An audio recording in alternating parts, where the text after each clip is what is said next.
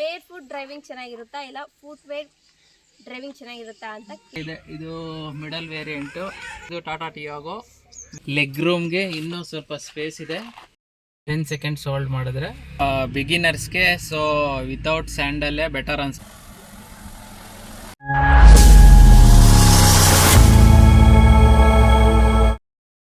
Welcome back to my YouTube channel Kavya Divya vlogs. ನಾನು ನಿಮ್ಮ ದಿವ್ಯಾ ಕೂಡ. ಸೊ ಯಾರೋ ಒಬ್ಬರು ನಮ್ಮ ಸಬ್ಸ್ಕ್ರೈಬರ್ಸು ಬೇರ್ ಫೂಟಿಂಗ್ ಅದೇ ಕಾರ್ ಡ್ರೈವಿಂಗ್ ಮಾಡಬೇಕಾದ್ರೆ ಆ್ಯಸ್ ಎ ಫ್ರೆಶರ್ಸ್ ಆಗಿ ಹೊಸದಾಗಿ ಯಾರಾದರೂ ಕಾರ್ ಡ್ರೈವ್ ಮಾಡಬೇಕಾದ್ರೆ ಬೇರ್ ಫುಟ್ ಡ್ರೈವಿಂಗ್ ಚೆನ್ನಾಗಿರುತ್ತಾ ಇಲ್ಲ ಫುಟ್ ವೇರ್ ಡ್ರೈವಿಂಗ್ ಚೆನ್ನಾಗಿರುತ್ತಾ ಅಂತ ಕೇಳಿದರು. ಸೊ ನನಗೆ ಗೊತ್ತಿರೋ ಹಾಗೆ ನನಗೆ ಅಂದರೆ ನಾನು ಫ್ರೆಷರೇ, ನನಗೂ ಎಕ್ಸ್ಪೀರಿಯೆನ್ಸ್ ಇಲ್ಲ. ಸೊ ನನಗೆ ಅನುಭವ ಆಗಿರೋ ಥರ ನನಗೇನು ಅನುಭವ ಆಗಿದೆ ಅದನ್ನು ನಿಮ್ಮ ಜೊತೆ ಶೇರ್ ಮಾಡ್ಕೊತೀನಿ. ಸೊ ಎಕ್ಸ್ಪೀರಿಯೆನ್ಸ್ ಆಗಿರೋ ನಮ್ಮ ಭಾವ ಜೊತೆ ನಾನು ಈ ವಿಡಿಯೋ ಮಾಡ್ತಾಯಿದ್ದೀನಿ, ಯಾಕಂದರೆ ಅವರು ತುಂಬ ಎಕ್ಸ್ಪೀರಿಯೆನ್ಸು. ಸೊ ಅದಕ್ಕೋಸ್ಕರ ನನಗೆ ಅಷ್ಟು ಗೊತ್ತಿಲ್ಲ, ಇವರು ಸ್ವಲ್ಪ ಎಕ್ಸ್ಪ್ಲೇನ್ ಮಾಡ್ತಾರೆ. ಹಾಗಾಗಿ ಬನ್ನಿ ವ್ಲಾಗ್ ಸ್ಟಾರ್ಟ್ ಮಾಡೋಣ. ಏನಂದರೆ ಹೊಸ ಕಲಿಯೋರಿಗೆ ಭಾವ ಹಳೆ ಕಾರಲ್ಲಿ ಕಲಿತ್ರೆ ಬೆಟರಾ ಹೊಸ ಕಾರಲ್ಲಿ ಕಲಿತ್ರೆ ಬೆಟರಾ ಹೆಂಗೆ? ಎರಡರಲ್ಲೂ ಬೆಟರೇನೆ, ಬಟ್ ಹೊಸ ಕಾರಲ್ಲಿ ಏನು ಅಂದರೆ ಸ್ವಲ್ಪ ಫಾಸ್ಟಾಗಿ ಮೂವ್ ಆಗುತ್ತೆ. ಹಳೇದಾದರೆ ಸ್ವಲ್ಪ ಕ್ಲಚ್ಚು, ಬ್ರೇಕು, ಆ್ಯಕ್ಸಲರೇಟರ್ ಎಲ್ಲ ಲೂಸ್ ಆಗಿರುತ್ತೆ. ಸೊ ಫೈನ್ ಅನಿಸುತ್ತೆ. ಬನ್ನಿ ಗಾಯ್ಸ್, ಇದು Tata Tiago middle variant, white edition. ನೋಡೋಣ ಬನ್ನಿ ಎಕ್ಸ್ಟೀರಿಯರ್ ಹೇಗಿದೆ ಅಂತ ನೋಡಿ, ಒಳಗಡೆ ಇಂಟೀರಿಯರ್ ಎಲ್ಲ ಹೇಗಿದೆ, ಕಂಫರ್ಟ್ಸ್ ಹೇಗಿದೆ ಅಂತ ನೋಡೋಣ ಬನ್ನಿ. ವೈಸು ಇದು ಟಾಟಾ ಟಿಯಾಗೋ ಮಿಡಲ್ ವೇರಿಯಂಟು. ನೋಡೋಣ ಬನ್ನಿ ಕಂಫರ್ಟ್ ಎಲ್ಲ ಹೇಗಿದೆ, ಮತ್ತು ಏನೇನು ಫೀಚರ್ ಇದೆ, ಮತ್ತು ಡ್ರೈವಿಂಗ್ ಸ್ಕಿಲ್ಸ್ ಏನೇನು ಇರಬೇಕು ಅಂತ ನೋಡೋಣ ಬನ್ನಿ. ಇದು ಕಂಫರ್ಟ್ ವೈಸು 4 ಸೀಟರ್ಗೆ ಬೆಟರ್ ಅನಿಸುತ್ತೆ. ಮತ್ತು ಒಂದು ಚಿಕ್ಕ ಪಾಪು ಇದ್ದರೂ ಬೆಟರ್ ಅನಿಸುತ್ತೆ. 4 ಜನ ದೊಡ್ಡವರು ಮತ್ತು ಒಬ್ಬರು ಚಿಕ್ಕವರು. ಕಂಫರ್ಟ್ ವೈಸು ಡ್ರೈವಿಂಗ್ ಸೀಟು ನಮಗೆ ಎಷ್ಟು ಬೇಕೋ ಅಷ್ಟು ಅಡ್ಜಸ್ಟ್ ಮಾಡ್ಕೋಬೋದು. ಈ ಗಾಡಿನ ಎಂಥ ಚಿಕ್ಕ ರೋಡಲ್ಲೂ ಆರಾಮಾಗಿ ತೊಗೊಂಡೋಗ್ಬೋದು. ಬೇರ್ ಸೀಟ್ ಹೇಗಿದೆ ಅಂತ ನೋಡೋಣ ಬನ್ನಿ. ಲೆಗ್ ರೂಮ್ಗೆ ಇನ್ನೂ ಸ್ವಲ್ಪ ಸ್ಪೇಸ್ ಇದೆ. ನನ್ನ ಹೈಟು 5.8, ಸೊ ಆಲ್ಮೋಸ್ಟ್ 5'10" ಆರಾಮಾಗಿ ಕುತ್ಕೋಬೋದು ಹಿಂದ್ಗಡೆ ಪ್ಯಾಸೆಂಜರ್ಸು. ಮಿಡಲ್ ವೇರಿಯಂಟ್ ಆಗಿರೋದ್ರಿಂದ ರೇರ್ AC ಮತ್ತು ಏನು ಪೋರ್ಟ್ ಏನೋ ಸಿಗಿಸ್ಕೊಳ್ಳೋದಕ್ಕೆ ಬರೋದಿಲ್ಲ, USB ಏನು.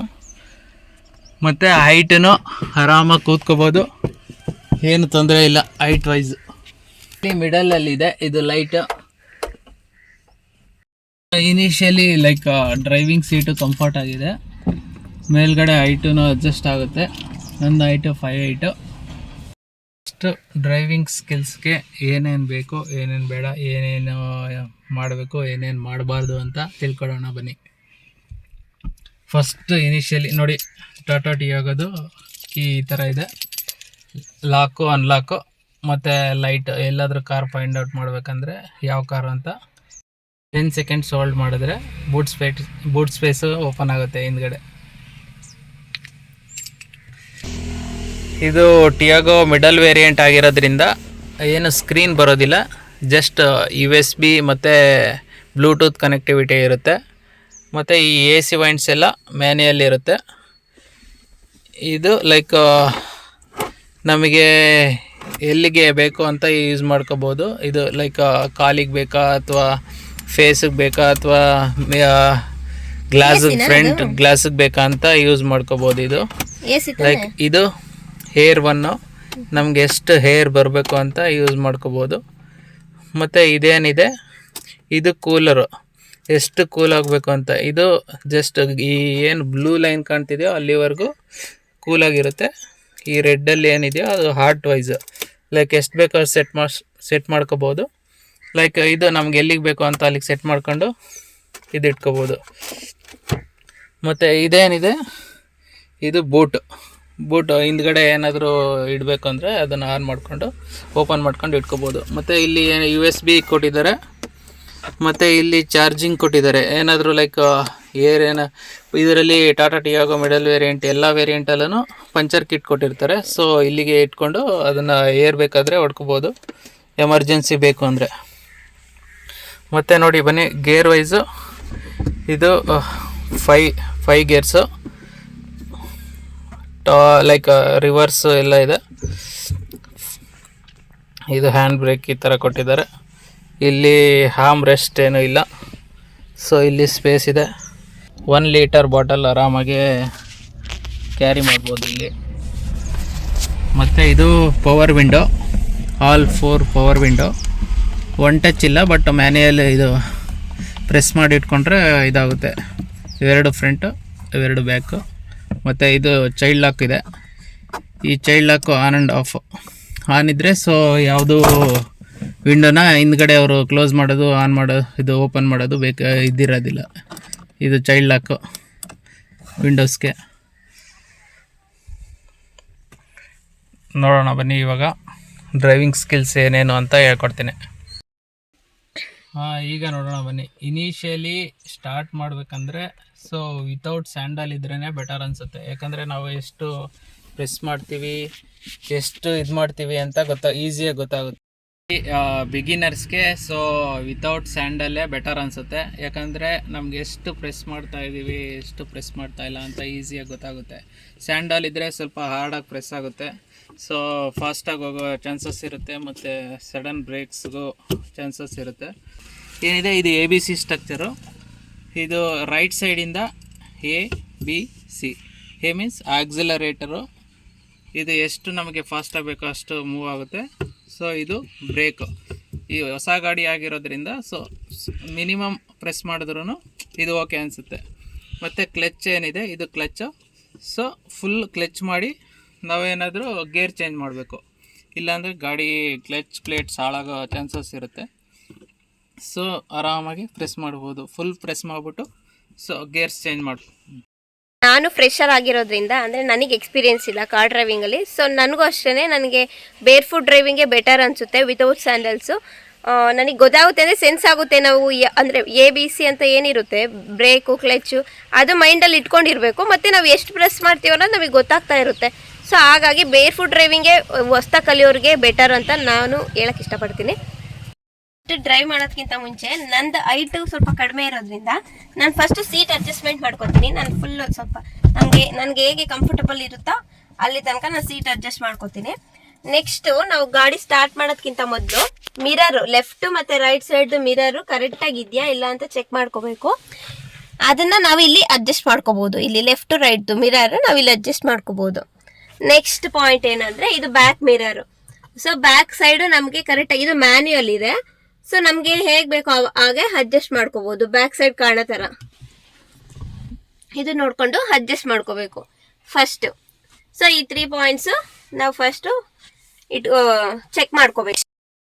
Guys, most important thing before driving, ಅಂದರೆ ನೀವು ಸ್ಟಾರ್ಟ್ ಮಾಡೋದಕ್ಕಿಂತ ಮುಂಚೆ every one should wear seat belt ಪ್ರಾಪರಾಗಿ ಸೀಟ್ ಬೆಲ್ಟ್ನ ವೇರ್ ಮಾಡಬೇಕು. ಸೊ ಅದು ಮೋಸ್ಟ್ ಇಂಪಾರ್ಟೆಂಟ್. ನಾವು ಗೇರ್ ಚೆಕ್ ಮಾಡ್ಕೋಬೇಕು. ಇದು ನ್ಯೂಟ್ರಲ್ ಇದೆಯೋ ಇಲ್ಲೋ ಅನ್ನೋದನ್ನ ಫಸ್ಟ್ ನಾವು ಚೆಕ್ ಮಾಡ್ಕೋಬೇಕು. ಇದು ನ್ಯೂಟ್ರಲ್ಲೇ ಇರಬೇಕು. ನೀವು ಅಂದರೆ ಗಾಡಿ ಸ್ಟಾರ್ಟ್ ಮಾಡೋದಕ್ಕಿಂತ ಮುಂಚೆ ಇದು ನ್ಯೂಟ್ರಲ್ ಇರಬೇಕು. ನೆಕ್ಸ್ಟು ಇದು ಹ್ಯಾಂಡ್ ಬ್ರೇಕ್ ಇದೆಯಲ್ಲ, ನೀವು ಬ್ರೇಕ್ನ ಪ್ರೆಸ್ ಮಾಡಿಕೊಂಡು ಹ್ಯಾಂಡ್ ಬ್ರೇಕ್ನ ರಿಲೀಸ್ ಮಾಡಬೇಕು. ಇಲ್ಲ ಅಂದರೆ ನಾವು ಬ್ರೇಕ್ ಇಟ್ಕೊಂಡಿಲ್ಲ ಅಂದರೆ ಗಾಡಿ ರಿವರ್ಸ್ ಇಲ್ಲ ಡೌನ್ ಎಲ್ಲಿರುತ್ತೋ ಅಲ್ಲಿಗೆ ಹೋಗ್ಬಿಡುತ್ತೆ. ಸೊ ಅದಕ್ಕಾಗಿ ನಾವು ಹ್ಯಾಂಡ್ ಬ್ರೇಕ್ ರಿಲೀಸ್ ಮಾಡೋದಕ್ಕಿಂತ ಮುಂಚೆ ಬ್ರೇಕ್ ಪ್ರೆಸ್ ಮಾಡಿಕೊಂಡು ಹ್ಯಾಂಡ್ ಬ್ರೇಕ್ನ ರಿಲೀಸ್ ಮಾಡ್ಕೋಬೇಕು. ನಾನು ಬ್ರೇಕ್ ಪ್ರೆಸ್ ಮಾಡಿ ಇದು ರಿಲೀಸ್ ಮಾಡ್ಕೊಂಡಿದ್ದೀನಿ. ಸ್ಟಾರ್ಟ್ ಮಾಡೋಣ. ಸೊ ನಾನು ಸ್ಟಾರ್ಟ್ ಮಾಡ್ತಾ ಇದ್ದೀನಿ. ಸ್ಟಾರ್ಟ್ ಮಾಡೋದಕ್ಕೂ ಮುಂಚೆ ನಮ್ಮ ಲೆಫ್ಟ್ ಲೆಗ್ಗು ಕ್ಲಚ್ ಮೇಲೆ ಇರಬೇಕು, ರೈಟ್ ಲೆಗ್ಗು ಬ್ರೇಕ್ ಮೇಲೆ ಇರಬೇಕು. ಬ್ರೇಕ್ನ ಫುಲ್ ಪ್ರೆಸ್ ಮಾಡ್ಕೊಂಡು ಇಟ್ಕೊಂಡಿರ್ಬೇಕು. ಈ ಲೆಫ್ಟ್ ಕ್ಲಚ್ ಇದೆಯಲ್ವಾ, ಇದನ್ನ ಸ್ವಲ್ಪ ಪ್ರೆಸ್, ಸುಮ್ಮನೆ ಅದ್ರ ಮೇಲೆ ನಾವು ಲೆಗ್ ಇಟ್ಕೊಂಡಿರ್ಬೇಕು ಸ್ಟಾರ್ಟ್ ಮಾಡೋದಕ್ಕೂ ಮುಂಚೆ. ಸೊ ಇವಾಗ ನಾನು ಸ್ಟಾರ್ಟ್ ಮಾಡ್ತಾ ಇದ್ದೀನಿ. ಇವಾಗ ಅನ್ಲಾಕ್ ಮಾಡ್ತೀನಿ. ನೋಡಿ, ಇದು ಡಿಜಿಟಲ್ ಸ್ಕ್ರೀನ್ ಏನಿದೆಯಲ್ವಾ, ಇದು ಅಡ್ಜಸ್ಟ್ ಆಗುತ್ತೆ. 1 ಲಾಕ್ ಓಪನ್ ಮಾಡಿದಾಗ ಅದು ಅಡ್ಜಸ್ಟ್ ಆಗಿಬಿಟ್ಟು 0ಗೆ ಸೆಟ್ ಆಗುತ್ತೆ. ಸೊ ಅಲ್ಲಿ ತನಕ ನಾವು ವೆಯ್ಟ್ ಮಾಡಬೇಕು. ವೆಯ್ಟ್ ಮಾಡಾದ್ಮೇಲೆ ಇದು 0 ಸೆಟ್ ಆದಮೇಲೆ ನೆಕ್ಸ್ಟ್ ನಾವು ಏನು ಕಾರ್ ಆನ್ ಮಾಡಬೇಕಲ್ವಾ, ಅದನ್ನ ಕಾರ್ನ ಸ್ಟಾರ್ಟ್ ಮಾಡಬೇಕು. ಇವಾಗ ಕಾರ್ ಸ್ಟಾರ್ಟ್ ಆಗಿದೆ. ಸೊ ಇವಾಗ ನೀವು ಸೌಂಡ್ನ ಅಬ್ಸರ್ವ್ ಮಾಡಿ. ಸ್ವಲ್ಪ ನಾವು ಸ್ಟಾರ್ಟ್ ಮಾಡಿದ ತಕ್ಷಣನೇ ನಾವು ಕಾರ್ನ ಮೂವ್ ಮಾಡಬಾರ್ದು ಯಾವತ್ತೇ ಆದರೂ. ಯಾಕಂದ್ರೆ ಅದು ಸ್ವಲ್ಪ ಸ್ಟಾರ್ಟ್ ಆಗಿ ಅದು ಪಿಕಪ್ಗೆ ರೆಡಿ ಆದಾಗ ಮಾತ್ರನೇ ನಾವು ಗಾಡಿನ ಮೂವ್ ಮಾಡಬೇಕು. 30 to 40 ಸೆಕೆಂಡ್ಸ್ ವೆಯ್ಟ್ ಮಾಡಬೇಕು.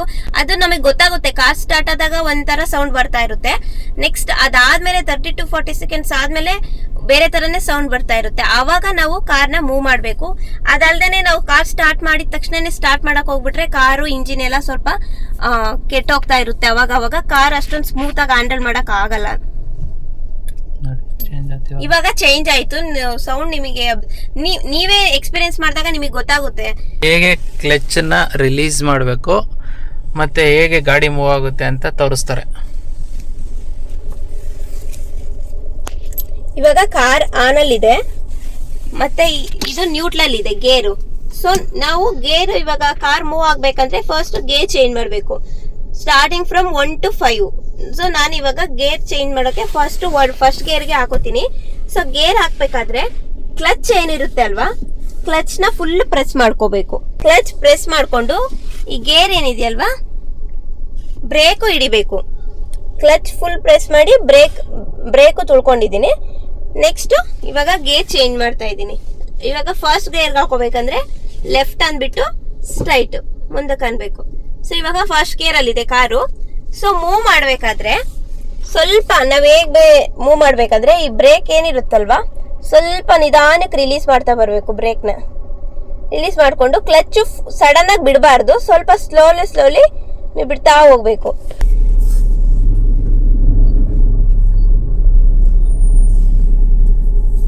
ಇವಾಗ ನೆಕ್ಸ್ಟ್ ಹೋಗ್ಬೇಕು. ರಿವರ್ಸ್ ಹೋಗ್ಬೇಕಂದ್ರೆ ಎಗೇನ್ ನಾವ್ ಏನೇ ಗೇರ್ ಚೇಂಜ್ ಮಾಡ್ಬೇಕಾದ್ರೆ ಫುಲ್ ಕ್ಲಚ್ ತುಳ್ಕೊಂಡ್ಬಿಟ್ಟು ಬ್ರೇಕ್ ತುಳ್ಕೊಂಡು ಇವಾಗ ರಿವರ್ಸ್. ಇವಾಗ ಇದು ನ್ಯೂಟ್ರಲ್ ಇದೆ. ಸೊ ರಿವರ್ಸಿಗೆ ಅಂದ್ರೆ ನಾನು 5th ಗೇರ್ ಆದ್ಮೇಲೆ ರಿವರ್ಸ್ ಬರಬೇಕು. ಅಂದ್ರೆ 1 2 3 4 5 6 ಇಲ್ಲಿಗೆ ಬರುತ್ತೆ. ಸೊ ಫುಲ್ ರಿವರ್ಸ್ ನ ಇವಾಗ ನ್ಯೂಟ್ರಲ್ ಇದೆ. ರಿವರ್ಸ್ ಹಾಕೋಬೇಕಂದ್ರೆ ರೈಟ್ ಅನ್ಕೊಂಡು ನೆಕ್ಸ್ಟ್ ಇವಾಗ ರಿವರ್ಸ್ ಆಗಿದೆ. ಸೊ ರಿವರ್ಸ್ ಅದೇ ಕಾರಲ್ಲಿ ಇವಾಗೆಲ್ಲ ಆಟೋಮೆಟಿಕ್ ಆಗಿ ಸೌಂಡ್ ಬರುತ್ತೆ ರಿವರ್ಸ್ ಅಲ್ಲಿ ಇದೆಯಾ ಮತ್ತೆ ರಿವರ್ಸ್ ಅಲ್ಲಿ ಇದೆಯಾ ಇಲ್ವಾ ಅಂತ. ಡಿಜಿಟಲ್ ಸ್ಕ್ರೀನ್ ಆಗಿರೋದ್ರಿಂದ ನಮ್ಗೆ ರಿವರ್ಸ್ ಬಿದ್ದಿದ್ಯಾ ಇಲ್ವಾ ಅಂತ ಗೊತ್ತಾಗುತ್ತೆ. ಮಿರರ್ ನೋಡ್ತಾ ನೀವು ರಿವರ್ಸ್ ತಗೋಬೇಕು ಗಾಡಿನ ಯಾವತ್ತೇ ಆದ್ರೂ.